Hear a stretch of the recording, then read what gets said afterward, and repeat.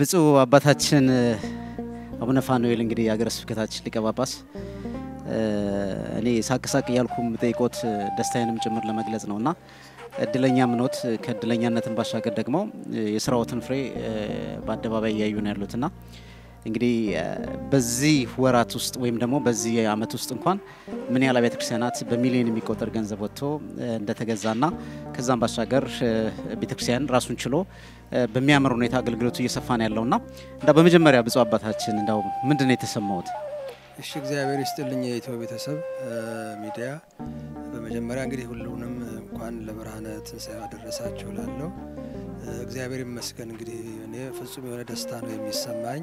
ምክንያቱም ያው ታውቃለህ በዚሁ በአብይ ጾም እንኳን ጀምረን ከጊዜ ከሚመረቁት አብያተ ክርስቲያናት መብዛት የተነሳ አንድ ሁለት አብያተ ክርስቲያናት በጾም ውስጥ ነው ቅዳሴ ቤቶቻቸውን ያከበርነው እና በዚህ በአንድ ወር ውስጥ ራሱ እንግዲህ አራተኛ መሆኑ በአንድ ወር ውስጥ ብቻ እና እግዚአብሔር ይመስገን እጅግ በጣም ደስ ብሎኛል።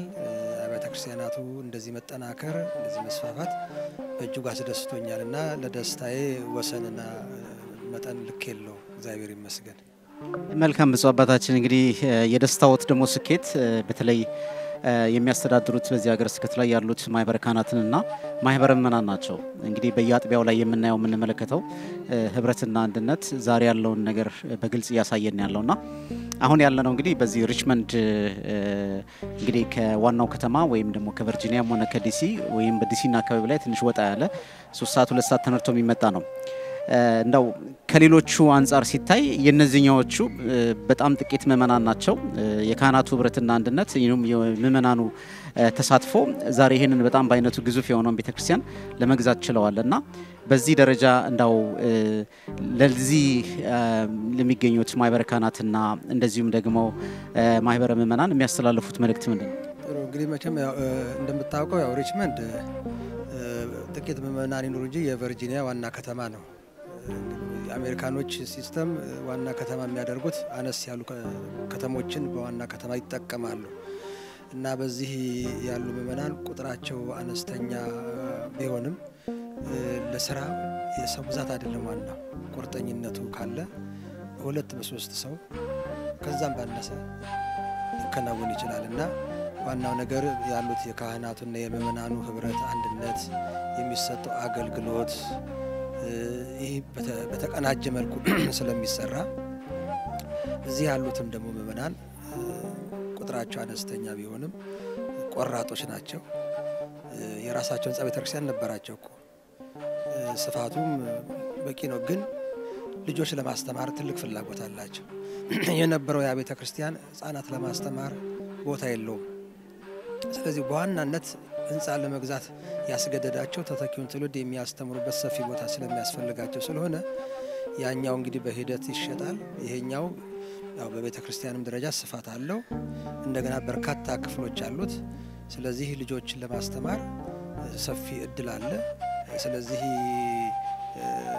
ይሄ የምእመናኑ ቁጥር ማነስ ያመጣው ችግር የለም። ይሄን የመሰለ ህንጻ ቤተክርስቲያን ገዝተዋል። ደግሞ ከከተማ ዳር ላይ በመሆኑም ምንም ዋና ከተማ ቢሆንም በኢኮኖሚ ማለት በዋጋ ደረጃ ደግሞ መሀል ዲሲ አካባቢ ወደ መሀል ቨርጂኒያ አካባቢ ካሉት በጣም በእጅጉ የቀነሰ ዋጋ ነው። ይሄ አሁን ዲሲ ላይ ቢሆን ከ10 ሚሊዮን በታች አይገኝም። እነሱ ግን በዚህ በ2 ሚሊዮን ውስጥ ዙሪያ ውስጥ ያለ ገንዘብ የተገዛ ነውና በጣም ተአምር ነው። እግዚአብሔር የተመሰገነ። ስለዚህ ቁጥራቸው ቢያንስ ደግሞ እግዚአብሔር ረድቶ ደግሞ ዋጋውን ማስተካክሎ ይሄን የመሰለ ህንጻ ቤተክርስቲያን ሰጥቷቸዋል። በጣም የሚመሰገኑ ካህናት የሚመሰገኑ ምእመናን ናቸው ያሉት በዚህ አካባቢ። መልካም ብፁዕ አባታችን የመጨረሻው ጥያቄ የሚሆነው ምንድነው እንግዲህ ለዚህ ብቻ ሳይሆን አጠቃላይ በእርሶ በሚያስተዳድሩበት ሀገረ ስብከት ላይ በርካታ አብያተ ክርስቲያናት እየተገዙ እንዳለ በመግቢያ ላይ ተናግሬ ያለውና ይሄ ቤተክርስቲያን የተገዛው ተተኪ ስለጠፋ ነው የሸጡትና በዚህ ዙሪያ ላይ ምናልባት ልጆች ላይ መስራት እንዳለበት እኔም አምናለሁ። ሌሎችም አባቶች ሲናገሩ እንደነበር ይታወቃልና እርሶም እንዳው አባታዊ ቃለ ምዕዳንና ቡራኬንም ጭምር በመናገር በተለይ ትውልዱን መያዝ እንዳለብን ተገቢ ነው ብዬ ስለማምን ነው በዛ ላይ የሚያስተላልፉት ምን? አዎ ልክ ነው። ተተኪ ትውልድ ካላፈራን ይሄን ቤተክርስቲያን ሰዎቹ እንደሸጡት እኛም ነገ እንሸጠዋለን። ይሄ ምንም አያጠያይቅም። ለዛ ነው አሁን ሁሉም ቤተክርስቲያን ሲገዙ ጠቅላላ የሚገዙት ሁሉ ክፍል አለው ወይ ልጆች ማስተማሪያ ቦታ አለው ብለው ጠይቀው ነው የሚገዙት። ዝም ብሎ ቤተክርስቲያን ብቻ አይደለም የሚገዙት። ብዙዎቹ ቤተክርስቲያን ብቻ ያገኛሉ ግን አይገዙም። ምክንያቱም ክፍሎች የሉም። ስለዚህ ይሄ ወሳኝ ነው። እኛ አሁን በዚህ በሜሪላንድ እንግዲህ አሁን በቅዱስ ጳውሎስ ስም ቤተክርስቲያን የከፈትነው ልጆች እንዲተኩ በእንግሊዘኛ ቋንቋ አገልግሎት ይሰጣል። ቅዳሴውም ስብከቱ ያ ምንድነው እዚህ የተወለዱት አማርኛ ብዙም የማይገባቸው ልጆች ከቤተክርስቲያን እየሸሹ ስለነበረ ያ ቤተክርስቲያን ከተከፈተ ወዲያ አሁን ምን ያህል ለውጥ እንዳለው ያው አንተ ምስክርና አንተና ቀላል አይደለም። ብዙ ነፍሳት እየዳኑ ነውና በአፍ መፍቻቸው ቋንቋ ተደራሽ መሆን ዞሮ ምክንያት ዋናው ነገር ቋንቋ መግባቢያ ነው እንጂ ጽድቅና ኩነኔ የለበትም። ስለዚህ ዋናው ነገር መግባቢያ ነውና በዛ አይነት እየተሰጠ አሁን በአሜሪካን ሀገር እንደው በተለይ በዲቁናው የሚያገለግሉ መርጌቶቹን ረዳት ሆነው በማህሌት የሚያገለግሉ እዚህ ሀገር ተወልደው ያደጉ ልጆች ናቸው። እንግሊዘኛ አፋቸውን የፈቱ ናቸው። ነገር ግን ፐርፌክት አማርኛ ይናገራሉ። እንግሊዘኛው ያው ቋንቋቸው ነው። ግዕዙን ይናገራሉ፣ ያነባሉ እና ተአምራት እየታየ ነውና ተተኪ ትውልድ ላይ ስራ እየተሰራ ነው። ተጠናክሮ መሰራትም አለበት። የቤተ ክርስቲያን ዕውቀቱ ብቻ ሳይሆን ጠቅላላ ዲሲፕሊን ሆነው በስርዓት እንዲያድጉ ትምህርት ሃይማኖት እየተሰጣቸው ነው ያለው። የግብረ ገብ ትምህርት እየተሰጣቸው ነው ያለውና ስለዚህ ተስፋ አለን። በልጆቻችን ላይ ከሰራን ነገ እቺን ቤተ ክርስቲያን የሚረከቡ የሚያሻግሯት ልጆች አሉን እና ያው በመሐሌትም በየቦታው ታያቸዋለ፣ በየዩቲዩብ ላይ ታያቸዋለ ሲያዜሙ። አሁን ዛሬ ስንባረክ ይሄ 13 12 ዓመት እድሜ ያለው ልጅ ነው እንግዲህ ሲመራ የነበረው እና ይሄ ድንቅ ነው። መስዋዕት ሲሰብክ የነበረውና ይሄን ማየት እና ይሄ መታደል ነው። ስለዚህ አሁንም ይሄ የካህናቱ ጥረት ነው፣ የሊቃውንቱ ጥረት ነው። ይሄ ተጠናክሮ ሊቀጥል ይገባዋል ነው ማለት። እግዚአብሔር ይስጥልኝ ብፁዕ አባታችን በድጋሚ እንኳን ደስ አሎት። ቀጣዩንም ደግሞ ለማየት ያብቃን። ክብር ይስጥልኝ፣ እድሜና ጤና ይስጥልኝ። ድረስ መጣችሁ ስለዘገባችሁ በቤተ ክርስቲያኗ ስም በሀገረ ስብከቱ ስም ከፍ አድርጌ ምስጋናዬን አቀርባለሁ። ብፁዕ አቡነ ናትናኤል የሚኒሶታና አካባቢው ሀገረ ስብከት ሊቀ ጳጳስ እንዲሁም የቅዱስ ሲኖዶስ አባል፣ ዛሬ እንግዲህ የምንገኘው በዚህ በዋሽንግተን ዲሲና አካባቢው ሀገረ ስብከት የሪችመንድ በዓታ ለማርያም ቤተክርስቲያንን የምረቃ ስነ ስርዓት ፕሮግራም ላይ ነው የምንገኘው። እንግዲህ ብፁዕነቶ በተለይ በዚህ ሀገረ ስብከት ሲመጡ ይሄ ለሁለተኛው ጊዜ ይመስለኛል ባለሳሳትና በተለይ በዚህ ሰፊ ኢትዮጵያውያን በሚገኙበት ምእመናንና ምእመናት እንዲሁም ሰፊ ማህበረ ካህናት በሚገኙበት እንዲህ አይነቱን የራስን ቤተክርስቲያን ተገዝቶ መታየቱ በተለይ እርሶ ደግሞ ቅርብ ጊዜ ነው የመጡትና ከኢትዮጵያ እንዲህ አይነት የኢትዮጵያውያን ትብብር አንድነትና ህብረት የማህበረ ካህናቱ ጥንካሬ እንዳው ዛሬስ የተሰማውትን ስሜት እንዴት ይገልጹታል? አመሰግናለሁ። እግዚአብሔር ይስጥልኝ። እንግዲህ እንደተባለው ዛሬ በዋሽንግተን ዲሲና አካባቢው ሀገረ ስብከት ቤተክርስቲያን ምርቃት ላይ ስገኝ ለሁለተኛ ጊዜ ነው። በእውነቱ ከሚገባው በላይ ከማስበው በላይ እጅግ በመደነቅ በመገረም ነው የኢትዮጵያውያንን የኦርቶዶክሳውያንን አንድነት፣ ጥንካሬ፣ ህብረት፣ ለቤተክርስቲያናቸው ያላቸውን ቁርጠኝነት ለራሳቸው ሳይኖሩ ለራሳቸው ሳይደላቸው ቤተክርስቲያን ለመግዛት የሚያደርጉት የራሳቸው ቤተክርስቲያን እንዲኖራቸው ለሃይማኖታቸው ለእግዚአብሔርን ለአምልኮታቸው ምን ያህል ቦታ እንደሚሰጡና ከራሳቸው በላይ ለቤተክርስቲያን እንደሚያስቡ እየተረዳሁበት ነው። በእውነቱ አሁን ብፁዕ አባታችንን እየጠየኳቸው ነበር። በዋሽንግተን እና ዲሲ አካባቢ በሀገረ ስብከቱ ስንት አብያተ ክርስቲያናት መተከላቸው ነው ብዬ ስጠይቃቸው ነበረ። በእውነቱ ከ40 በላይ ነው እያሉኝ ነው። በጣም የሚደንቅ ነው። በእውነት እጅግ የሚያስደስት ነው። እንግዲህ ምን እንላለን እግዚአብሔርን ከማመስገን በላይ። ከዚህ ቀደምም ተናግሬው ነበርና ሌሎች እየሸጡ ነው፣ እኛ ደግሞ እየገዛን ነው። እግዚአብሔርን እናመሰግናለን በእውነት። መልካም ብፁዕ አባታችን እንዳው በስተመጨረሻ በተለይ እንግዲህ ለዚህ ቤተክርስቲያን መገዛት ለዚህ ደረጃ ላይ ለመድረስ በተለይ በአጥቢያው የሚገኙ ማህበረ ካህናትና እንደዚሁም ደግሞ ማህበረ ምእመናን ናቸው። በአጠቃላይ እስኪ ለነሱ የሚያስተላልፉት መልእክት። ማህበረ ምእመናን ማህበረ ካህናት ለዚህ በጎ ተግባር በገንዘባቸውም በሙያቸውም የሚያገለግሉት ሁሉ እጅግ ይመሰገናሉ። እግዚአብሔር ይባርካቸው። ለዚህ ስላደረሳቸውም እግዚአብሔርን እናመሰግናለን። በእውነቱ በዚሁ አጋጣሚ መናገር የምፈልገው ነገር ከሌሎች ነው የገዛ ነው። ይሄንን ቤተክርስቲያን ሳየው የሌሎች መገልገያ ይመስለኛል ሳየው እና ቀደም ሲል ይሄንን ያላቸው ሰዎች ለምን ሸጡት ብለን ስናስብ እኛ እንዴት ገዛ ነው ብለን ስናስብ ትውልድን ተተኪ ባለማፍራታቸው ሌላ ከስር የሚተካ ትውልድ ባለማፍራታቸው ባዷቸውን በመቅረታቸው ነው እየሸጡ ያሉት። እኛ ደግሞ በልጆቻችን ላይ መስራት ይኖርብናል። በእውነት ልጆቻችን ይህንን ታሪክ እኛ እየገዛንላቸው ዛሬ ነገ ለልጆቻችን ሊረከቡ ይገባል። ይሄንን ሃይማኖታቸውን በአግባቡ መማር ይኖርባቸዋል። ልጆችን ማስተማር ማብቃት ሃይማኖተኛ ልጅ ማፍራት ያስፈልጋልና በእውነት ካህናቱንም በዚሁ አጋጣሚ ምእመናኑንም ልጆቻቸውን እንዲተኩ እነሱ ለልጆቻቸው ያላቸውን ቦታ እዚህ ሀገር ላይ እጅግ የታወቀ ነው። ለልጅ ምን ያህል እንደሚደክሙና እንደዚያው ልጆቻቸው ታሪካቸውን ቤተክርስቲያናቸውን ሃይማኖታቸውን እንዲረከቡላቸው ስራ መሰራት አለበት። ልጆችን ማስተማር መሰልጠን አለባቸው። ምናልባት የኛ ማህበረሰብ አንድ የሚሰማኝ ነገር ምንድነው ቋንቋቸውን እንዲያውቁላቸው ብቻ አማርኛ ብቻ እንዲያውቁላቸው ላይ የሚተጉት አንድ ነገር አለ። እሱ እንዳለ ሆኖ እነዚህ ልጆች ካሉን አማርኛ ሃይማኖት አይደለም፣ ቋንቋ መግባቢያ ነው። በሚያውቁትም በእውነት አማርኛ አውቀው ለምደው ሃይማኖተኞች ሳይሆኑ ከሚቀሩብን አማርኛ ሳያውቁ ቀርተው በራሳቸው ቋንቋ እግዚአብሔርን የሚያመልኩ ሃይማኖተኞች ልጆች ትውልድ ብናፈራ ነው የተሻለ የሚሆነውና እዚህ ላይም ቢሰራ ሃይማኖታቸውን እንዲያውቁ ታሪካቸውን እንዲያውቁ ቤተክርስቲያናቸውን እንዲረከቡ ቢሰራ መልካም ነው ብዬ አስባለሁ። ይሄንን በጎ ነገር ላደረጉ ሁሉ ገንዘባቸውን ላወጡ በጉልበታቸውም በሙያቸውም ላገለግሉ ሁሉ እግዚአብሔር ይባርካቸው፣ ይጠብቃቸው፣ ይቀድሳቸው። በድጋሚ ለዚህ እንኳን ለዚህ ያደረሳችሁ እንኳን ደስ ያላችሁ ምእመናን ካህናት ከደብሩ አስተዳዳሪ ጀምሮ ብፁዕ አባታችን አቡነ ፋኑኤልም እንኳን ደስ አላቸው እላለሁ። በዚህ አጋጣሚ እግዚአብሔር ይስጥልኝ። እግዚአብሔር ይስጥልን ብፁዕ አባታችን በረከቱ። ብፁዕ አባታችን አቡነ ጴጥሮስ ዶክተር ኒውዮርክና አካባቢው ሀገረ ስብከት ሊቀ ጳጳስ በድጋሚ በእውነት በዚህ በዋሽንግተን ዲሲና አካባቢው እንግዲህ በርካታ አብያተ ክርስቲያናት እየተመረቁ ነው። በዚህ አጋጣሚ ደግሞ ይሄ አራተኛው ይመስለኛል ባለሳሳት እንዳው በመጀመሪያ እንግዲህ የዚህ አሜሪካ ውስጥ በጣም መቆየቶትን አቃለውና በተለይ አሁን ከቅርብ ጊዜ ወዲህ ኢትዮጵያውያን የራሳቸው የሆነ ቤተክርስቲያን ያገኙ ነው ያሉት። በእውነት በዚህ በባዕድ ሀገር እንደዚህ ደምቀንና ከብረን እንድንታይ ይሆን ያለበትን ሂደት እንዳው እንዴት ነው የሚያዩት? ፊት ከነበረውና አሁን ያለው ንጽጽር እንዳው ባጭሩ እንዴት ይገልጹታል?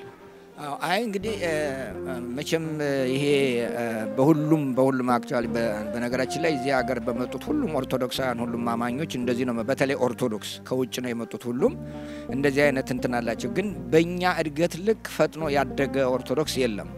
ብዙዎቹ ከዚህ ለመድረስ 50 ዓመት 60 ዓመት 70 ዓመት ጨርሶባቸዋል። እኛ ግን ቶሎ ነው ያደግነው። ሁለት ሶስት ምክንያት አለው። አንደኛ ህዝቡ ቀናይ ነው። ከቤተ ክርስቲያን ውጭ መኖር አይፈልግም። የኢትዮጵያ ኦርቶዶክስ ተዋሕዶ ቤተ ክርስቲያን አማኝ ከቤተ ክርስቲያኖች በፍጹም መኖር አይችልም ሊኖር አይችልም።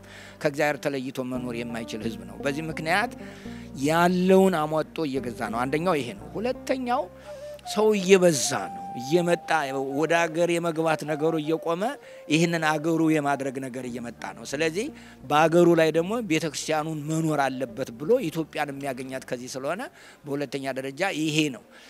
ሶስተኛ ሰው መንፈሳዊ የሆነ ነው።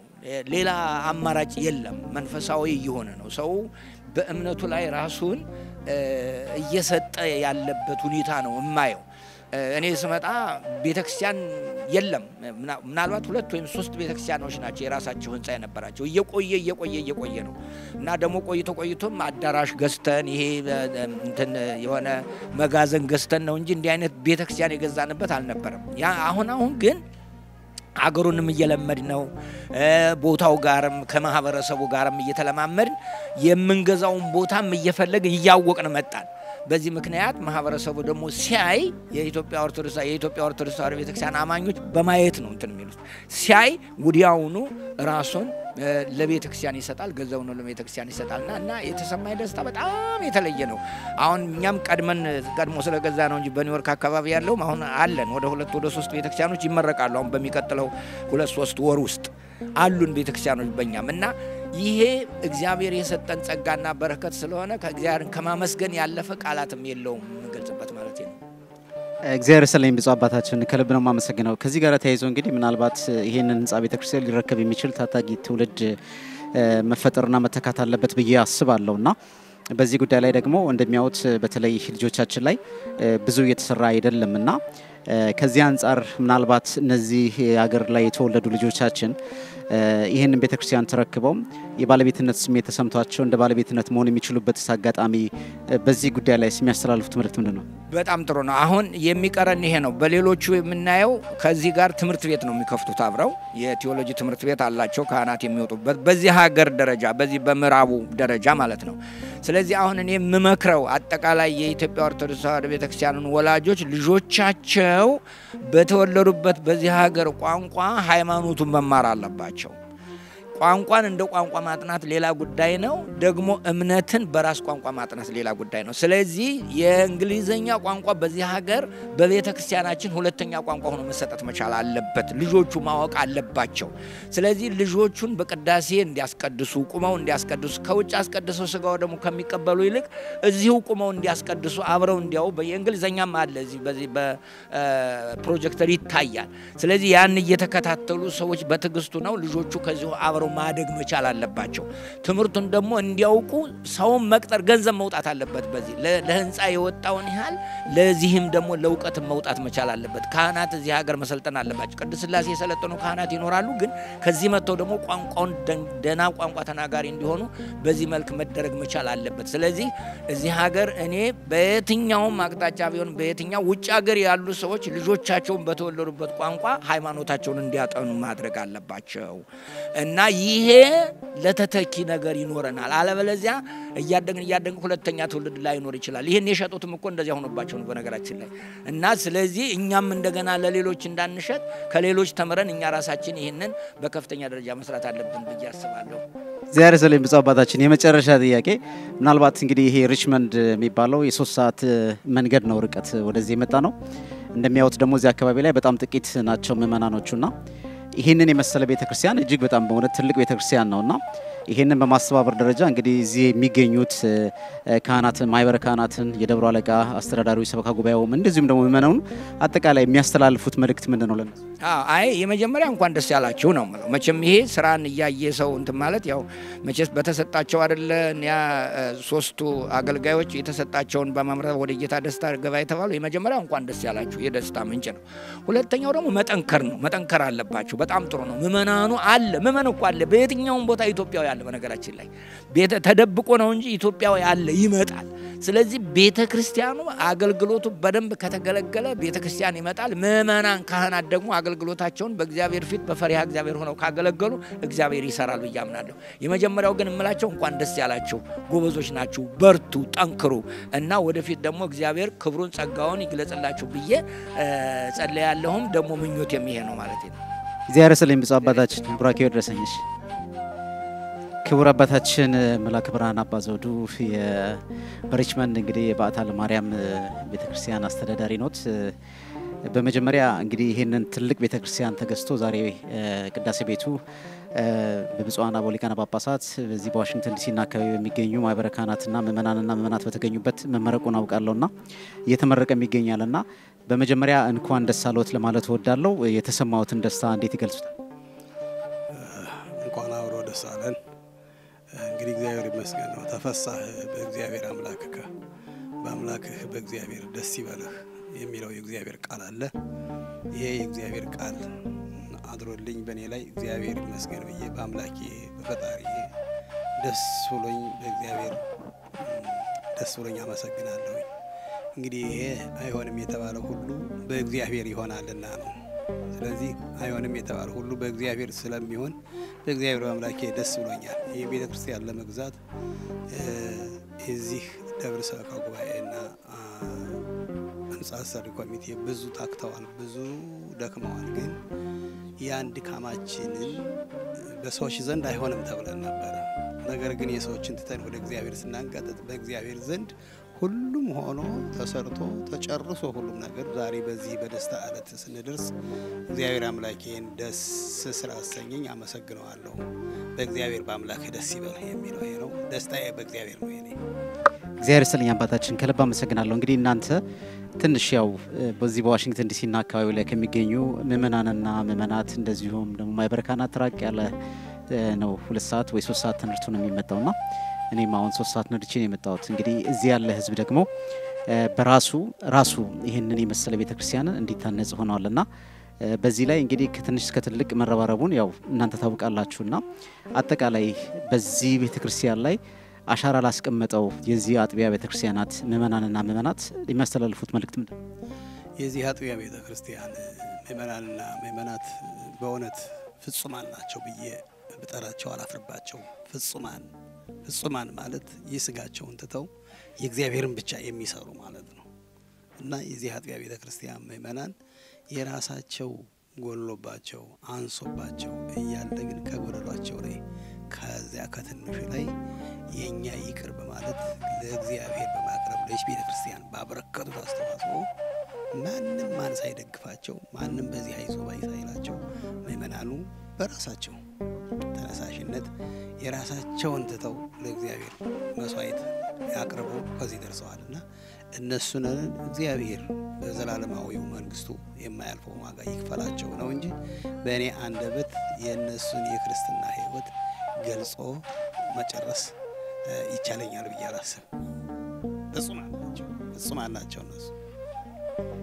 እግዚአብሔር ይስጥልኝ አባታችን። እንግዲህ የነሱ ፍጹማን የነሱ ርብርብ የነሱ መጠንከር የናንተ በተለይ በዚህ ያላችሁ ካህናት ቁጥራችሁ ጥቂት አነስተኛ ቢሆንም ነገር ግን ፍቅራችሁ እጅግ በጣም ለሁሉ አስተማሪና አርያ መሆኑን እኛም እንግዲህ በርቀት ያለን የምናየው ፍሬያችሁን ተመልክተን የምንመሰክር ሰዎች ነንና የናንተ መረብረብ ቀላል አይደለምና አጠቃላይ እንግዲህ በእውነት ይሄንን የመሰለ በአይነቱ ግዙፍ የሆነ በተለይ ብዙ ክፍሎች የህፃናት መማሪያ ያለበት እንግዲህ በተተኪው ትውልድ ላይ ሰፊ ስራ እንደምትሰሩ አምናለሁ። ምናልባት ያሰባችሁት ነገር ለማድረግም ወይም እናደርጋለን የምትሉት ነገር ካለ በዚህ በወጣቶች ዙሪያ ላይ እሱን መልእክት ማስተላለፍ ይችላሉ አባታችን?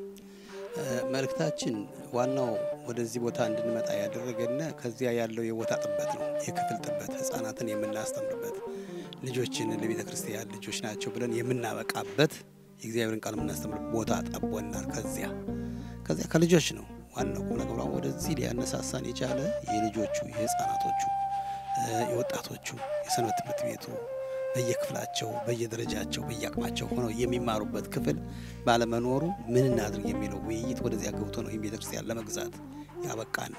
አሁንም ቢሆን ለልጆቻችን ብዙ ክፍል አለ። ልጆቻችን በየአቅማቸው በየእድሜያቸው በየደረጃቸው እያስተማርነ ለቤተክርስቲያናችን ብቁ የሆኑ ልጆች እንዲሆኑ የማድረግ ስራ እንሰራለን ብለን አስበንበት ተነሳስተንበት ያለነ ነው። አሁንም ወደፊት ልጆቹ ነን እምነታቸውን አውቀው ሰብአዊነታቸውን አውቀው እግዚአብሔርን ፈርተው ታላላቆችን አክብረው ታናናሾችን አፍቅረው የሚኖሩ ፍሬ ያላቸው ልጆች ለማፍራት ነው ከዚህ ደረጃ የደረስነውና ይሄንም እናደርገዋለን ብለን እናስባለን። እግዚአብሔር ይርዳችሁ አባታችን። እኔም እጅግ በጣም ደስ ብሎኛል። እንግዲህ አድማጭ ተመልካቾቻችንም ይሄንን መልእክት በመላው ኢትዮጵያ ሚዲያ ተመልካቾች በመላው ዓለም የሚገኙ የትውልድ ኢትዮጵያና ኢትዮጵያ እንዲሁም ኤርትራውያን ለሌሎች ማርያና ተምሳሌት የሚሆን ልዩ ቤተክርስቲያን በዛሬው ዕለት ተመርቋልና እኔም በእውነት በሚዲያው ስም አድናቆቴን እንደዚሁም ደስታዬን ለመግለጽ ወዳለሁ። አባታችን እግዚአብሔር ይስጥልኝ።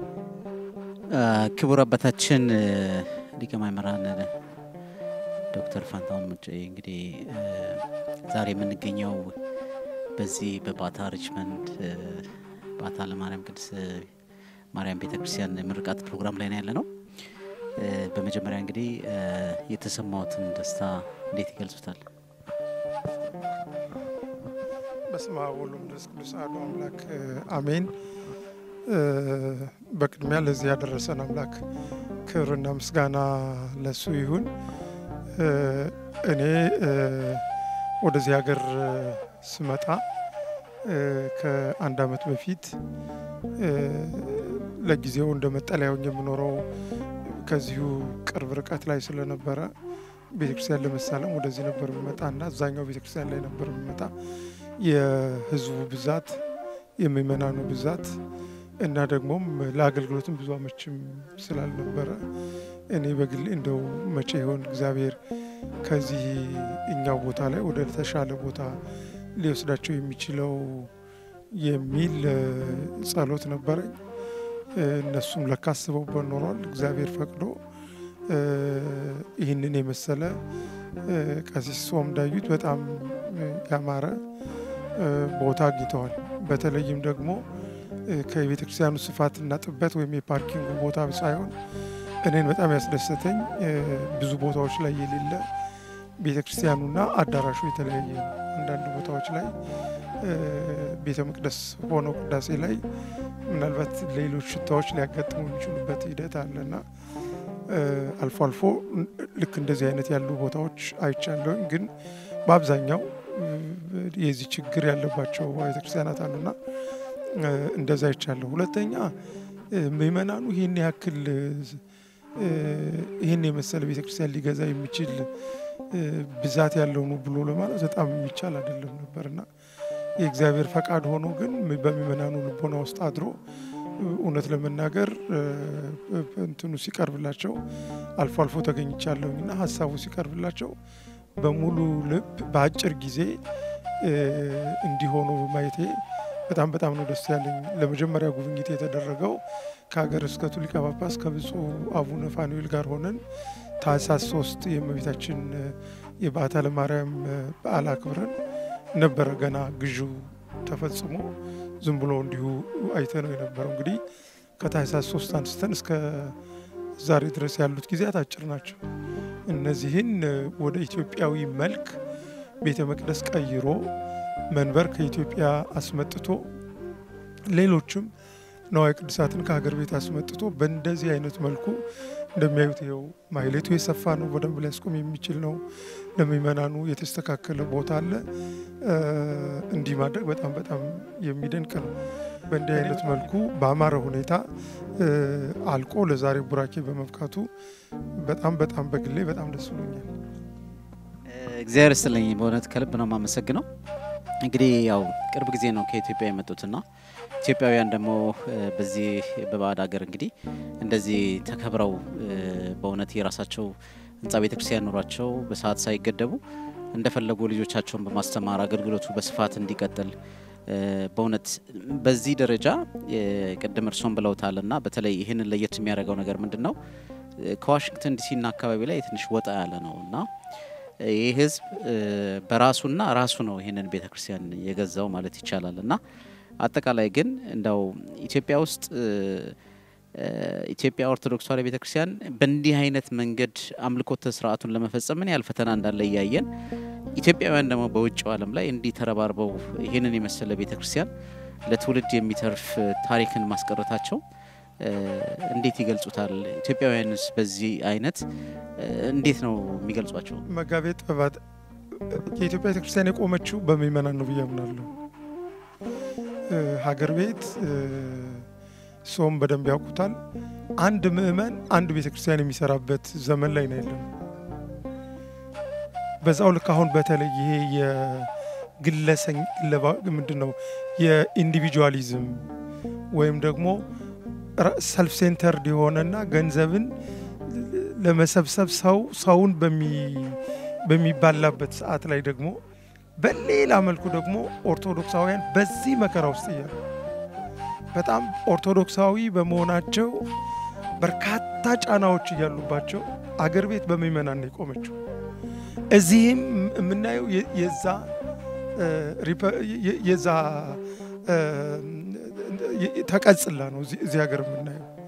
ምክንያቱም እነዚህን ሰዎች መቼም አብዛኞቹን እንደሚያዩት እዚህ ሀገር ተምረው የደረሱ ናቸው ማለት አይቻልም። ብዙዎቹ ከኢትዮጵያ የመጡ ናቸው በአንድም በሌላ መልኩ እና እዛ የነበረ የቤተክርስቲያን እርሻቸው እዚህ ተቅሟቸዋል። እዚህ ሀገር ደግሞ ቅድም ብፁዕ አቡነ ጴጥሮስ ሲናገሩ ነበር የነበረው አብዛኛው አሜሪካን ሀገር የሚኖረው ሰው እንደሚያውቁት በክሬዲት ካርድ ነው የሚኖረው። ኢትዮጵያ ውስጥ እንደዛ አይነት ነገር የለም፣ የራሱ ገንዘብ ነው ያለው። ስለዚህ እኔ እዚህ ያለ ህዝብ ስጋውን ቆርሶ ነው የሚሰጠው። ከዛ ከክሬዲት ካርዱ ቀንሶ 20 ሺህም 30 ሺህም 40 ሺህ የሚከፍለው ስጋውን ቆርሶ ነው የሚሰጠው። ይሄ በጣም በጣም በጣም የሚደንቅ ነው። ሌላ ለዚህ ህዝብ የኢትዮጵያ ኦርቶዶክስ ተዋሕዶ ቤተክርስቲያን ደስ እንዲለው ምን ብታደርግለት ይሻላል የሚለው በእውነት በሁላችንንም ራሳችንን የሚያመን ጥያቄ ነው መሆን ያለበት ብዬ አስባለሁ። እኔ ሌላው የገረመኝ እዚህ ያሉት ካህናት ሁለት ናቸው። አሁን አንድ ደግሞ መርጌታ መጥተዋል። በጣም መከባበር ያላቸው በጣም እጅግ አድርገው አንደኛው ወጣት ካህን ናቸው፣ አንደኛው ደግሞ በሰል ያሉ አስተዳዳሪ ናቸው። እነዚህ ግን እጅግ ተከባብረው ፍቅር ያለበት በመሆኑ እኔ ጊዜ ወደዚህ የሚያመጣኝ ሰው ሳገኝና እንደው ሌላ አገልግሎት ሌላ ስቴት ላይ አገልግሎት ከሌለብኝ በቀር ከነሱ ጋር ሆኜ ባገለግል ደስታ ይወሰን የለው። ፍቅራቸው በጣም የሚስብ ነው።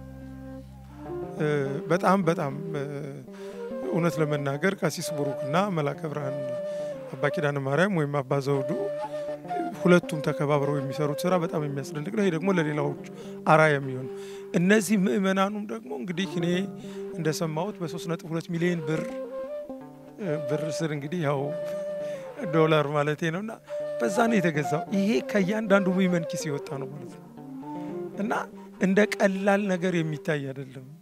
በጣም ብዙ ሊቀርፉት የሚችሉት ችግር አላቸው በየቤታቸው። ያ ብቻ አይደለም፣ አገር ቤት ደግሞ ብዙ የሚረዷቸው ዘመዶች ወገኖች ያሏቸው ህዝቦች ናቸው። ሁላችንም ያን ያለን። ስለዚህ ይሄ አስተዋጽኦ የሚሰጠው ከእንደነዚህ አይነት ምእመናን ስለሆነ እኔ ራሳቸው እቺን ቤተክርስቲያን ሰርተዋታል። በቃ ይሄን ለኢትዮጵያ ኦርቶዶክስ ተዋሕዶ ቤተክርስቲያን አስረክበዋል ማለት ነው። ምንም እዚህ ደግሞ አንተ የከሌነህ የሚባልበት ቦታም አይደለም። ስለዚህ ይሄ ሀብት የኢትዮጵያ ኦርቶዶክስ ተዋሕዶ ቤተክርስቲያን ሀብት ነው።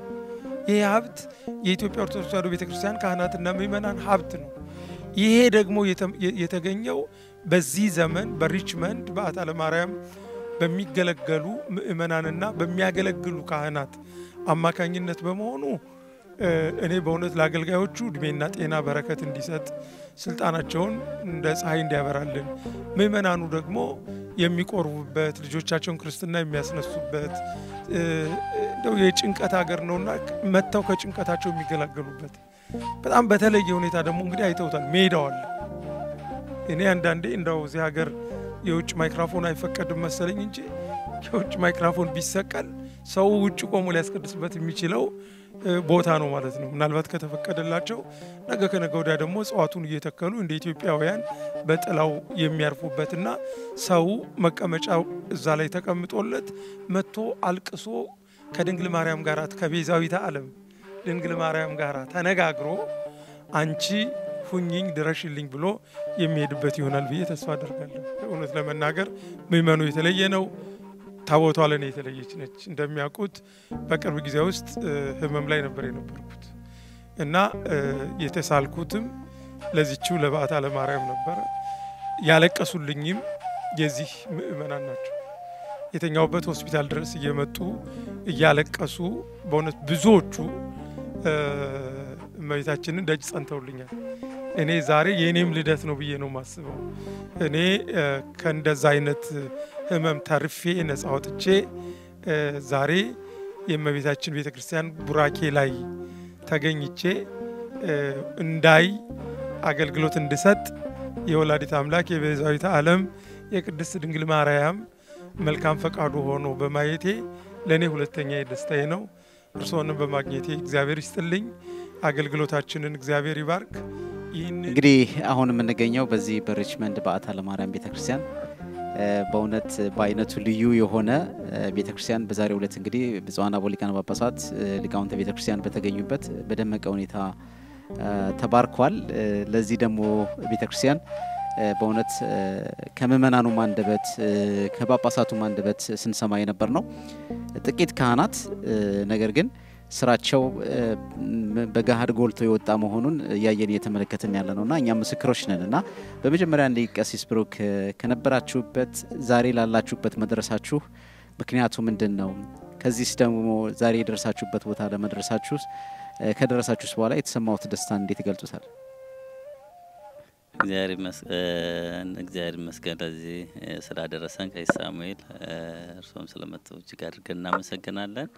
እንግዲህ እግዚአብሔር ስራው ድንቅ ነው። እኛ እዚህ በመጣንበት ጊዜ ብዙ ምእመናን አልነበሩም።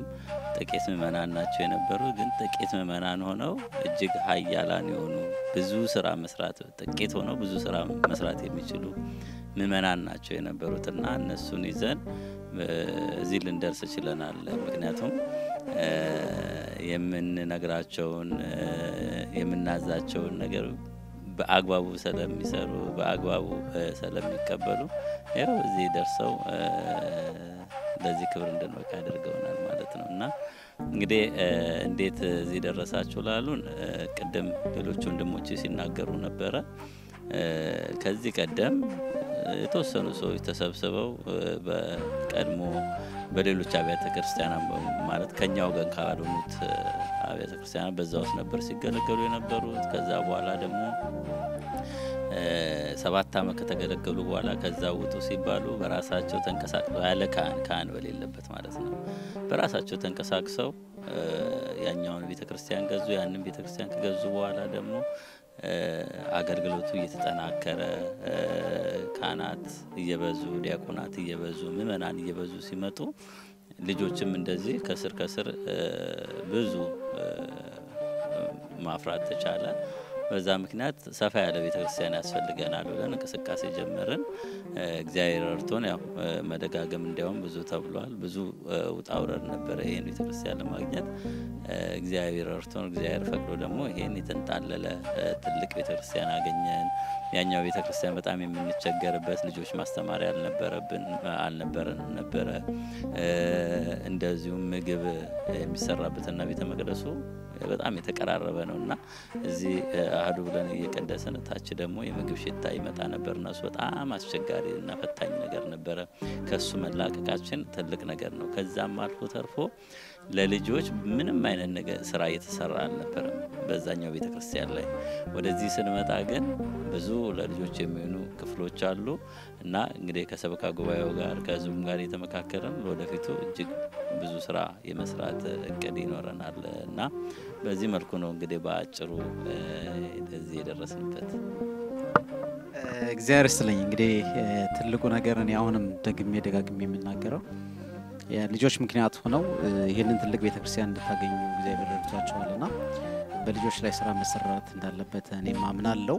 ምክንያቱም ወጣቱ ላይ ከሰራን ዛሬ እነሱ ተተኪ ስላጡ ሸጠው ሄደዋል። እኛም ደግሞ ነገ ከመሸጥ እንቆጠበው ተተኪ ስናፈራ ነውና በዚህ ደረጃ ደግሞ እንደምትሰሩ ማምናለሁ ታምናለሁ። ግን ይሄንን ህዝብ ለየት የሚያደርገው ምንድነው? ይሄ ህዝብ እዚሁ ያለ ከዋሽንግተን ዲሲ እና አካባቢው ላይ ራቅ ያለ ህዝብ ነው ያለው። ራሱን በራሱ አጠናክሮ ይሄንን ያልከሰራ ቀጣይም ደግሞ እንደዚሁ በልማትም ዙሪያ ላይ በርካታ ስራዎች ሊሰራ ይችላል ብዬ አምናለሁና እንደው ይሄንን ህዝብ እንዴት ነው የሚገልጹት? እውነት ለመናገር ምንም ጥያቄ የለውም። እጅግ የሚደነቅ ህዝብ ነው። ምክንያቱም እንዳሉት እርሶም በጣም ጥቂት ነው ምእመኑ።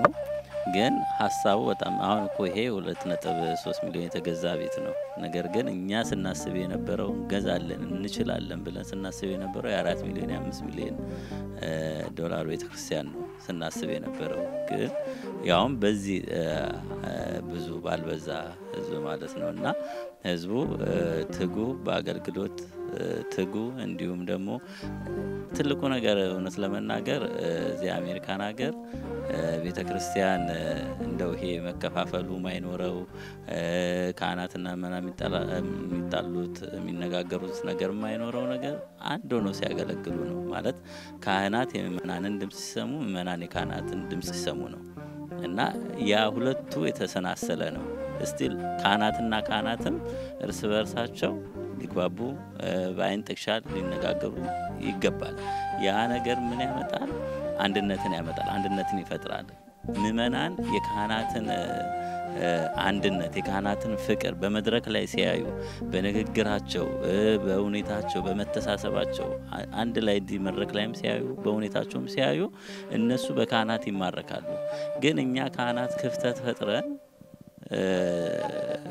በጎንዮሽን ስንተያይ ምእመናን ያንን ነገር ነው የሚቀበሉት። ከዛ ምን ይሆናል አንዱ ወገን ይሆንና መከፋፈሉ ብዙ ጊዜ በብዙ ቦታ የሚያጋጥመው ያ ነው። እዚህ እንደዛ አይነት ነገር የለም። ተከባብረን ወደ 8-9 ዓመት ሆኖናል። ተከባብረን በቃ አባና እኔን ያለነው ዲያቆናት እነ ሊቀ ዲያቆን በልስት ያሉ ሌሎችም ዲያቆናት አሉና ተከባብረን ነው አገልግሎቱ የምናገለግለው። እንደው ባይን ጥቅሻ ነው ራሱ የምንግባባው።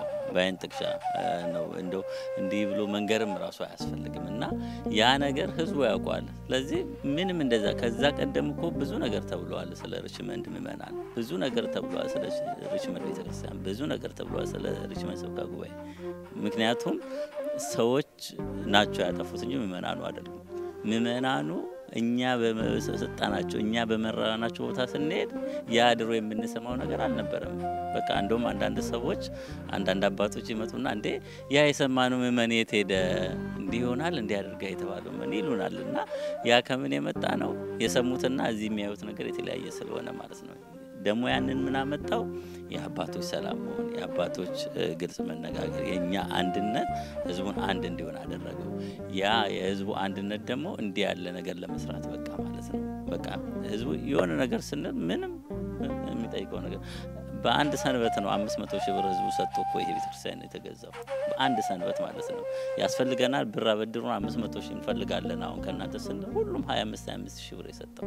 ይሄ ማለት የካህናቱም የህዝቡም አንድነት የተሰናሰለ የተጣበቀ ስለሆነ ነውና እኔ ስለዚህ መንደስ ተናግሬ አልጨርስም። ሆነ ስለመናገር እኔ እተሴ ከተቀበረበት ቦታ አስፈልጬ የማይበት ነው ሪችመንድ።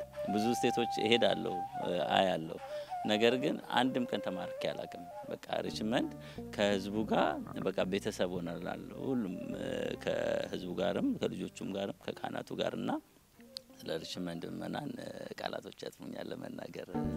እንደው ለዚህ አካባቢ ላለው አጥቢያ ምእመናን ምንድነው የሚሉት? እኔ የምለው እመኑ ነው፣ እምነት ነው። ጌታን አንዳችንም አላየንም፣ ግን ማመናችን ነው እንድናምን የሚያደርገን፣ በቃሉ አምነን መኖራችን ነው። ስለዚህ ችግርንም ድህነትንም በማመን እንወጣዋለን፣ በህብረት በአንድነት እንወጣዋለንና ለቤተ ክርስቲያን የምናደርገው ወጭ በእውነቱ ጨምሮ እንጂ የሚሰጠን አጉሎብን አያውቅም። የፈለግነውን ያህል ብናወጣ ተመልሶ ይሞላልናል።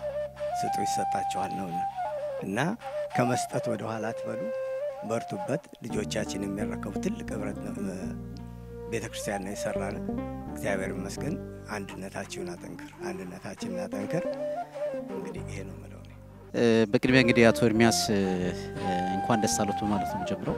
እንግዲህ እኔ የዛሬ 10 ምናምን ዓመት አካባቢ እጅግ በጣም ጠባብ ሆነች ቤተክርስቲያን መጥቼ ሳገለግል እንግዲህ በዋነኛነት ኮሚቴ ውስጥ በመሆን የሚያገለግሉ እንደሆነ አውቃለሁና እንግዲህ ከዛ ከነበረው ሂደት ውስጥ ዛሬ ይሄንን እጅግ በጣም በአይነቱ ልዩ የሆነ የሚያስቀና ትልቅ መስብ ያለውን ቤተክርስቲያን ለመግዛት ችላችኋልና እንዳው የነበረው ሁኔታ ምን ይመስላል? እንዳው ከደስታም ጭምር እንዲሆን።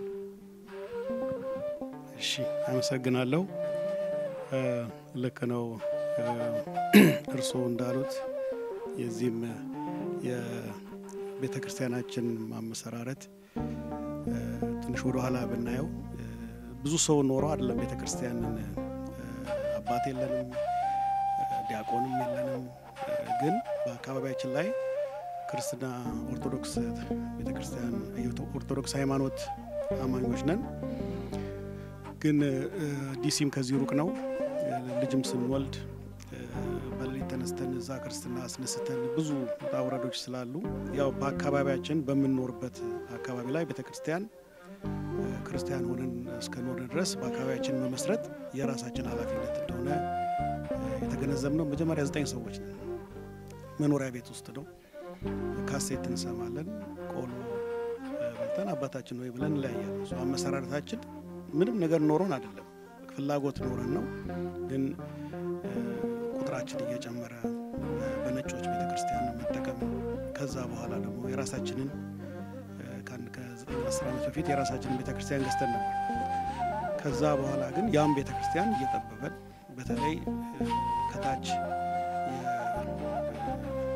ምግብ መመገቢያው ከታች ስለነበረ የምግብ ሽታ ወደ ላይ እየወጣ ምእመናኑ ስላስቸገረን ለኛ ቤተክርስቲያን ለኛ ሃይማኖት ተከታዮች የሚሆን ባለመሆኑ ሌላ ቤተክርስቲያን ማሰብ እንዳለብን ተገነዘብን። ቁጥራችንም እየጨመረ ብዙ የጨመረ ቁጥር ሳይሆን ጠንካራ ማህበረሰብ ስላለ ፍላጎት ያላቸው እኔ ስለሆኑ ሌላ ቤተክርስቲያን ማሰብ እንዳለብን ነው የተረዳነው። ግን ይሄን ስናረግ ገንዘብ ኖሮን አይደለም። ትልቅ የያዝነው ገንዘብ የለም። ትልቅ ፍላጎት አለን። የሃይማኖት አባቶች አሉን፣ አሁን ቀሲሶች ዲያቆኖች አሉን። ስለዚህ ቀደም ሲል ከምናረገው የተለየ አይነት የቤተክርስቲያን ስርዓት ነው ያለን። ስለዚህ ይሄን ወደሚቀጥለው ሌቭል ለመውሰድ የጀመርነው መነጋገር ነው። መሬት ገዝተን ቤተክርስቲያን እንገንባ ያለውን ሁኔታ ስንመለከተው በእኛ እንደሆነ አይደለም። ኦኬ ለኛ የኛን ማህበረሰብ የሚያካትት ቤተክርስቲያን እንግዛ። ሁለቱን አማራጮች ይዘን መንቀሳቀስ ጀመረ። እኔ መጀመሪያው ከሰበካ ጉባኤዎች ውስጥ አንዱ ነኝ፣ ቅድም እርሶ እንዳሉት። ከዛ በኋላ ተርማችንን ጨርሰን ወደሚቀጥለው ሰበካ ጉባኤዎች ካስተላለፍን በኋላ የቤተክርስቲያን ግዢ ኮሚቴ ሰብሳቢ በሚል ደግሞ እንደገና ተሰባስበን እኛ አሁን ካለው ከሰበካ ጉባኤ ጋር አባቶችን ይዘን እንግዲህ 1 ዓመት ተኩል ገደማ ነው የፈጀብን። እዚህ ደረስ ነው። መጀመሪያ ቅድም እርሱ እንዳሉት በእግዚአብሔር ፈቃድ በእኛ በሰዎች ገንዘብ የሚሆን ቢሆን ኖሮ ወይም በአሜሪካ ሲስተም ቢሆን ኖሮ 14 ጊዜ ባንክ ተርን ዳውን አድርጎናል። አትችሉም 14 ባንኮች። በመጨረሻ ግን የእግዚአብሔር ፈቃድ ስለሆነ ራሱ ቸርቹ ፋይናንስ እንዲያደርግ እኛም ቀደም ሲል የነበረን ቸርች ዋጋው ከፍ ብሎ እሱን ሸጠን ይሄን እናደርጋለን በሚል ስምምነት ላይ ፈጠርን። እግዚአብሔር ስለፈቀደ መንገዶቹን ሁሉ አስተካከለ። በዛ ምክንያት ወደዚህ ወደ እግዚአብሔር ፈቅዶ ወደ ቤተክርስቲያኑ ግዢ ላይ ፍጻሜ ላይ ደርሰናል። ግን ይሄ ሁሉ ነገር ሲሆን የእግዚአብሔር ፈቃድ የመጀመሪያው ሆኖ ከዛ በመቀጠል ግን ማህበረሰቡን ነው የማመሰግነው። ይሄ የሪችመንድ ህዝብ ትንሹም ትልቁም ተማሪውም ባለስራውም ገንዘብ ያለውም የሌለውም እናቶቻችንን በጸሎት ሁሉም ተረባርቦ ይሄ ትልቅ ተቋም ነው። ቤተክርስቲያን ዝም ብሎ በሰባት ሰበካ ጉባኤ የሚመራ አይደለም። ትልቅ ኃላፊነት ሀገር መምራት ነው፣ ቤተክርስቲያን መምራት። ግን ይሄን ሁሉ ሰው በራሱ ፍላጎት የሚሰራውን እየሰራ እየተከባበረ እየተደማመጠ እዚህ ላይ ልንደርስ እንችለናል። ትልቁ ሚስጥር ምንድነው ከተባለ መቻቻል፣ መመካከር ነው። ጉዳያችንን በቤተክርስቲያን ውስጥ መጨረስ ነው። ስለዚህ ህብረተሰቡ አንድ ላይ ቆመ። ጥሩ አባቶች አሉ። በጣም እናመሰግናቸው። ገና ከነሱ ብዙ እንጠብቃለን። በአጭር ጊዜ ብዙ ነገር አሳይተውናል። ለነሱ ትልቅ ክብር አለን። እግዚአብሔር እናመሰግናለን። ማህበረሰቡ ግን ደጋግሜ የማመሰግነው አሁንም ነገም ከነገ ወዲያም ሌላ ትልቅ ነገር እንድናረግ የሚያስችል አቅም ያለው ማህበረሰብ አለን። እኔ ትልቁ ምስጋናዬ ከእግዚአብሔር ቀጥሎ ለማህበረሰቡ። እግዚአብሔር ስለኛ ተርሚያስ እኔ ጥያቄን ሁሉ ጨርሻለሁ። ምክንያቱም በአጠቃላይ ብዙ ነገሮችን አጠቃለህ ባጭር ነገር ነው የመለስከውና ምክንያቱም አንድ ትልቅ ነገር ሁሉም እንዲያቀው የሚረዳ ነገር ምንድነው ትላንትና አገልጋይ ከዋሽንግተን ዲሲ ያመጣችሁ ተጠቀሙ ነበር። ከዛ ውስጥም አንዱ እኔ ነበርኩኝና ከዛ ባሻገር ግን ዛሬ ባሉት ጥቂት ካህናት ይሄንን የመሰለ ቤተክርስቲያን እንዲሰራ ወይም ይሄ ቤተክርስቲያን ተገዝቶ ዛሬ አገልግሎት እንዲፈጸም መሆኑ የካህናቶቹ ህብረትና አንድነት ከመመናኑ ጋር ያለው ፍቅርና አንድነት እንዳልከው መቻቻል የሚለው ነገር ባጭር ቋንቋ የሚገልጸው ነውና በእውነት ክብር ይስጥልኝ። በጣም አመሰግናለሁ። መልካም እንግዲህ አቶ አስፋው ፋንታ በዚህ ቤተክርስቲያን ውስጥ እንግዲህ በሰበካ ጉባኤ ቀደም ሲል ከነበረውም አሁንም ካሉት ጋራ በሐሳብም በመክረም ሲያገለግሉ እንደነበሩ ያው እናውቃለንና ዛሬ እንግዲህ ይሄንን ትልቅ ቤተክርስቲያን የምርቃት ቀን ላይ ያለነውና በመጀመሪያ የተሰማውትን ደስታ እንዴት ይገልጻል? እሺ እግዚአብሔር ይስጥልኝ። በመጀመሪያ መግለጽ ፈልገው ምንድነው እዚህ ደረጃ ላደረሰን ለእግዚአብሔር እጅግ በጣም ከፍተኛ ምስጋና ማቅረብ ፈልጋለሁ። ከዛ ውጭ ደግሞ እንዲሁም ለቤተክርስቲያን አስተዳዳሪዎች፣ ለቤተክርስቲያን ካህናቶች እንዲሁም ለሪችመንድ ምዕመናን እጅግ በጣም የከበረ አድናቆት ነው ያለኝ እና እነሱንም እንኳን ደስ አላችሁ ለማለት እሞክራለሁ። እና እኔ ዛሬ እዚህ ጋር በጣም ከፍተኛ የሆነ ስሜት ነው የሚሰማኝ። ምክንያቱም ስንጀምር ሀሳቡን ነበርኩበት እንዲህ በቀላሉ በአጭር ጊዜ ውስጥ ይሳካል ብዬ አላሰብኩትም ነበር። ነገር ግን እንዲህ በጣም በአጭር ጊዜ ውስጥ ነው የተሳካው። እጅግ በጣም ልዩ የሆነ ስሜት አለኝ። ለዛም እግዚአብሔርን በጣም አመሰግናለሁ። መልካም እንግዲህ አሁን ብዙዎች ሲናገሩ እንደሰማሁት 14 ጊዜ ባንክ ሪጀክት አድርጎ ከዛም ባሻገር እንደገና እንግዲህ እንደሚታወቀው ከዋሽንግተን ዲሲ እጅግ በጣም ይራቀ ነው። እዚያ ባለ ምእመናንና ምእመናት የተገዛ ቤተክርስቲያን ነው። እንዳው በአጠቃላይ ይሄንን የረዳን እግዚአብሔር እንደሆነ ብናምንም በተለይ በዚህ አካባቢ ላይ ያሉ ምእመናንና ማህበረ ካህናት እንዴት ይገልጿቸዋል? እንዳሉት ነው ዋናው ረጁ እግዚአብሔር ነው። እመቤታችን ቅድስት ድንግል ማርያም በዓታ ለማርያም እዚህ ጋር ማንኛውም ሰው ቲንክ በደንብ የሚያገለግላት ነው እና የእሷ እርዳታ የእግዚአብሔር እርዳታ እንዳለበት ምንም ጥርጥር የለውም። ቅድም እንዳልኩት በአጭር ጊዜ ውስጥ የተሳካው። ከዛ ውጭ ግን በጣም ለሪችመንድ አካባቢ ማህበረሰብ ለየት ያለ አድናቆት ነው ያለኝ። አንድ ቀንም ፊቱን ሲያጠቁር ታይቶ አይታወቅም። እጅግ በጣም ቅንና ተባባሪ ነው። የሆነውም ለዛ ነው የተሳካውም እዚህ ደረጃ ደርስ የተደረገውም በዛ ምክንያት ነው እና ጀስት ምንም ይሄ በቃ መግለጽ ራሱ ነው ቃላት የለኝም ለማህበረሰቡ። አንድ ቀን ወደ ኋላ ሲል አላየሁትም እና ትብብሩ ሁሉም ነገር ጀስት በተሰማራበት ቦታ ሁሉ ነው የሚሰራው። እዚህ አድርጉ በተባለ ይሄን አድርጉ በተባለበት ቦታ ሁሉ ገብቶ የሚሰራ ማህበረሰብ ነውና እጅግ በጣም አመሰግናለሁ። የሆነው ያ ነው። ከዛ ውጭ ምናልባት እንደው ካልተገለጸ ሀሳቡ ምን ነበር መጀመሪያ ሲጸነሰስ ከዚህ በፊት አሁን ያለው ሰበካ ጉባኤ ከመረጡ በፊት እኛ ነበር የነበርነውና ቤተክርስቲያን ለመግዛት ስናስብ የነበረብንን ችግር አይተን ነው እዛ የነበርንበት ቤተክርስቲያን ጠባብ ነበረ። ልጆችን በደንብ ማስተናገድ አልቻልንም። ምዕመናኑ ቁጥር እየጨመረ ሲመጣ ምን ማድረግ አለብን በሚል አይ የተለየ ለየት ያለ ቤተክርስቲያን መግዛት አለብን በሚል ሀሳብ ፕላን አደረግን። ከዛ ምንድነው ያደረግነው? ቤተክርስቲያኗን እዳ ከፍለን የጨረስነው መጀመሪያ ከፍለን ጨረስንና ከዛ በኋላ የህንፃ ግዢ ኮሚቴ አቋቁመን ነው እዚህ ደረጃ ያደረስነው እና ፕሮሰሱ ታስቦበት ነው። ግን የረጅም ጊዜ እቅድ ነበር፣ በአጭር ነው የተሳካው። እግዚአብሔር ይስጥልኝ። በጣም ነው የማመሰግነው በእውነት የረጅም ጊዜ እቅድ በአጭር ጊዜ ውስጥ የረዳችሁን እግዚአብሔር እኛም እናመሰግናለን። እንግዲህ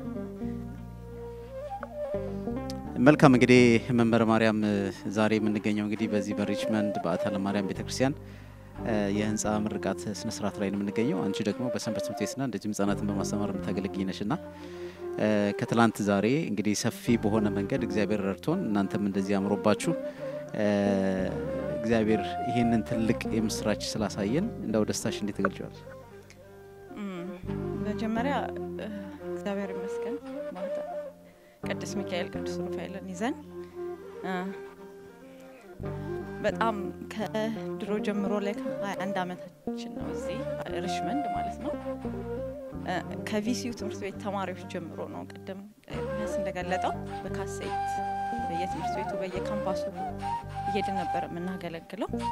እግዚአብሔር ፈቅዶ አሁን የነበርንበትን ገዛን። ከዛ ደግሞ መቤቴ ደግሞ ልጆቻችንን አበዛችሁ በበረከት ጎበኛችን። ብዙ ልጆች ተወለዱ ሪችመንድ እና ቦታ እየጠበበን መጣን። በሷ ልመና በሷ ማላጅነት ለዚያ በቃችን።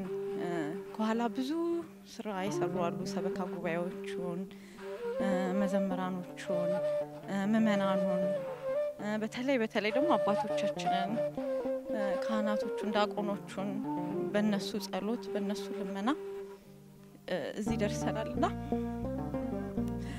ከዛ በላይ እመቤታችን በጣም ብዙ ፈውስ አድርጋለች። በጣም ብዙ ነገር ቃላት የለኝም ስለሷ። ብዙ ሰው ነው የዳነባት። አሁንም ገና ብዙ ስራ እንደምትሰራ እናውቃለን። ልጆች ሁሉም የሚድኑበት እኛም ወደ ቤቷ ተመልሰን ስጋው ደግሞ የምንቀበልበት እንዲሆን ምእመናኑ የሚመለስበት ነፍስ የሚድንበት እንዲሆን የወደፊት ቀዴና ዓላማዬ ይሄ ነው።